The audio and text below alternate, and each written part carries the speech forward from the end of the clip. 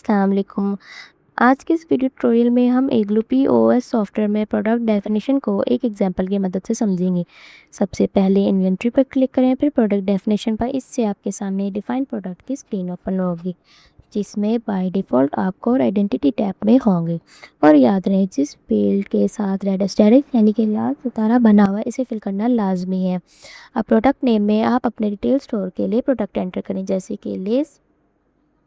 Manufacture में अपनी दी हुई लिस्ट में से मैन्युफैक्चर का नाम सेलेक्ट कर लें। अगर तो नाम नहीं मौजूद तो ऐड न्यू के बटन पर क्लिक करें, एक न्यू नाम लिखें और क्रिएट के बटन पर क्लिक करके उसे जनरेट करवा लें। प्राइमरी कैटेगरी का इंतखाब आप अपने प्रोडक्ट के नाम के बेस पर करेंगे, जैसे कि स्नैक्स। बार कोड में अपने प्रोडक्ट पर लिखा हुआ बार कोड लिख लें। अगर तो बार कोड नहीं मौजूद तो जनरेट के बटन पर क्लिक करें और 12 इंच का बार कोड आपको मिल जाएगा। अब प्राइसिंग के टैब में आपके सामने एवरेज कॉस्ट आती है, जिसमें आप वो प्राइस लिखेंगे जिस पर आप उसे ख़रीद रहे हैं। Let's suppose 40 rupees. और रिटेल प्राइस में वो प्राइस लिखेंगे जिस पर आप उसे आगे बेच रहे हैं, जैसे कि 50 रुपीज़। प्रेफर सप्लायर में आप वो सप्लायर चूज़ करेंगे जिससे आप अपना प्रोडक्ट ख़रीदना चाहते हैं। अब यूनिट एंड टैक्सेशन की टैब में ये एक इम्पोर्टेंट टैब है, जिसमें कोई भी बिज़नेस या स्टोर अपने प्रोडक्ट की डिटेल्स एंटर करेगा, जैसे कि बल्क यूनिट में आप सेलेक्ट कर लें कार्टून और सिंगल यूनिट में पैकेट। वेक्टर में हम इसकी क्वांटिटी लिखते हैं 25। इसका मतलब है कि एक कार्टून में टोटल 25 पैकेट होंगे।